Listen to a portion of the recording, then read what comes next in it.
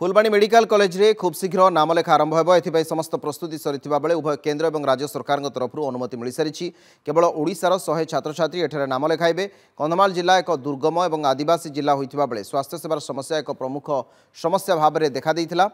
एबे सबु विभागर specialist professor सहकारी प्रोफेसर समेत 118 जन डाक्तर जोग दे सारी नहीं कंधमाल जिलावासी खुशी अनुभव करिसेंती।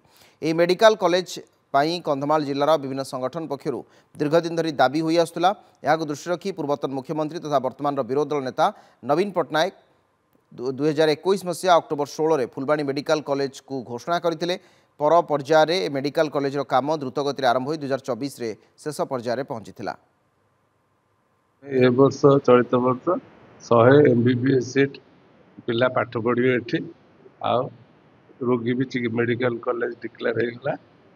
रोगी मैंने चिकित्सा है आमर सेकेंड राउंड रे आम एडमिशन करूँ 100 पिला तापर पिला मैंने आसवे सब बाहर बाहर पिला आसवे।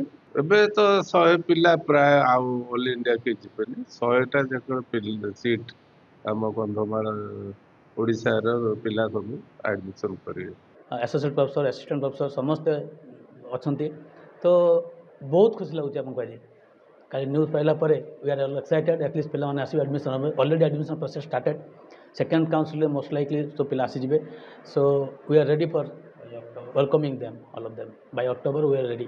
वर्तमान नुआ कॉलेज आरंभ होगा जाऊँगी पिला पाठ पढ़े चिकित्सा सेवा मिल तेणु यही अवसर में मुझे आशा करी कि जो डाक्टर मैंने अवस्थापित होती से निष्ठा और आग्रहर सह ये आदिवासी अध्युषित अंचल सेवा जोगातु एवं जो पिला माने एठारे एडमिशन नेबे से एपरी भाव में मनीष करंतु जेमती एठार पिला आगामी पीढ़ी निश्चित भाव प्रेरणा पाइबे और स्वप्न देखिए जे एठी ही आम मेडिकल छात्र भाव में जॉइन करूँ। तेणु 100 सीट आसवाटा बड़ कथा नुह टे डेरी होम बीजेपी सरकार समय नवीन बाबू जो आसते पुणी थे आसता एत बहुत कम सरी जाता। निश्चित भाव में कंधमाल जिलावासी खुशी खबर एवं निश्चित भाव 100 पिला फुलबाणी से जॉइन करेंगे एवं आमर मेडिकल पाठ पढ़ी आगामी दिन में डॉक्टर होकर बाहर ये गोटे गर्व और गौरवर विषय।